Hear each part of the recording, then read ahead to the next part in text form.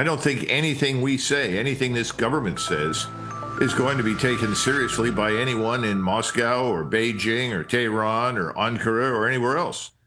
And that's the worst part, because clearly he helped to lull the Iranians into a false sense of security and set them up for this disastrous attack. So that's one thing. So the other thing is that short run, everybody's running around in Israel and declaring victory. Israel's supporters, I should say, their paid agents in the United States are supporting or are, telling everybody how happy they are. But in truth, this looks an awful lot like an Iranian Pearl Harbor to me. And nobody here today remembers, I was born shortly afterwards in 1953, but the Japanese attacked Pearl Harbor, they sank some ships, and then they too celebrated and sailed home.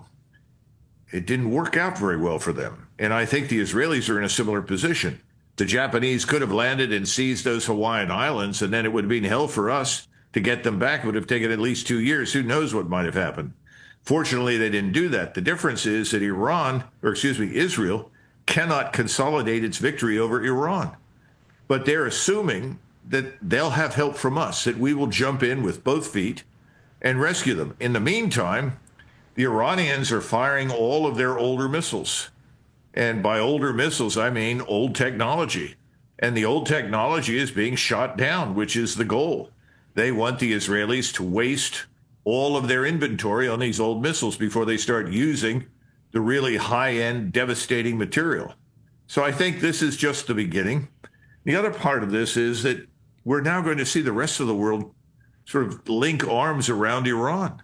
Because if you're sitting in Moscow or Beijing or Ankara or anywhere else and you see what's happening to Iran, you say, well, look, if we don't stand by these people, inevitably we'll be next. We'll just be one more dead name on the list like Gaddafi. So I think all in all, this is a catastrophe for Israel. آنچه در مورد ما میگویند